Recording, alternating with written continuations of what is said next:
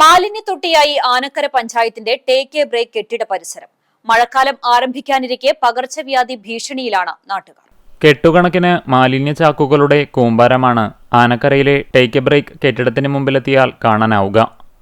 മാലിന്യത്തൊട്ടിയാക്കാനാണോ 7 മാസം മുമ്പ് ഇത് ഉദ്ഘാടനം ചെയ്തതെന്ന് ചോദ്യം വന്നാലും തെറ്റുപറയാനാവില്ല. അത്രയ്ക്കുണ്ട് കെട്ടിടത്തിനു മുമ്പിലെ മാലിന്യം. കേന്ദ്രം ഉപയോഗമില്ലാതെ കിടക്കുന്നു എന്നതിനേക്കാൾ പഞ്ചായത്തിലെ ഹരിതകർമ്മസേന ശേഖരിക്കുന്ന മാലിന്യം കേന്ദ്രത്തിന് സമീപത്ത് കൂട്ടിയിടുന്നതാണ് നിലവിലെ തലവേദന. ആദ്യം ചെറിയ തോതിൽ മാത്രമായിരുന്നു മാലിന്യം ഇവിടെ എത്തിച്ചിരുന്നതെന്നും ഇപ്പോൾ പ്രദേശം മുഴുവൻ മാലിന്യക്കൂമ്പാരമായി മാറിയതായും വ്യാപാരികൾ പറയുന്നു. മഴ പെയ്യുമ്പോൾ മാലിന്യങ്ങളിൽ നിന്ന് ദുർഗന്ധവും വെള്ളക്കെട്ടും രൂപപ്പെടുന്നതോടെ സമീപത്തെ സ്ഥാപനങ്ങളിലേക്കെത്തുന്നവരും വ്യാപാരികളും കടുത്ത ബുദ്ധിമുട്ടിലാണ്. പഞ്ചായത്ത് കെട്ടിടത്തിൽ പ്രവർത്തിക്കുന്ന നിരവധി സ്ഥാപനങ്ങൾക്കാണ് ഇതിൻ്റെ ദുരിതം നേരിടേണ്ടി വരുന്നത്. മാലിന്യം ശേഖരിക്കുന്ന MCF കെട്ടിടത്തിൻ്റെ നിർമ്മാണം പുരോഗമിക്കുന്ന സാഹചര്യത്തിലാണ് മാലിന്യം താൽക്കാലികമായി ടേക്ക് എ ബ്രേക്ക് കേന്ദ്രത്തിന് സമീപം സൂക്ഷിക്കുന്നത്.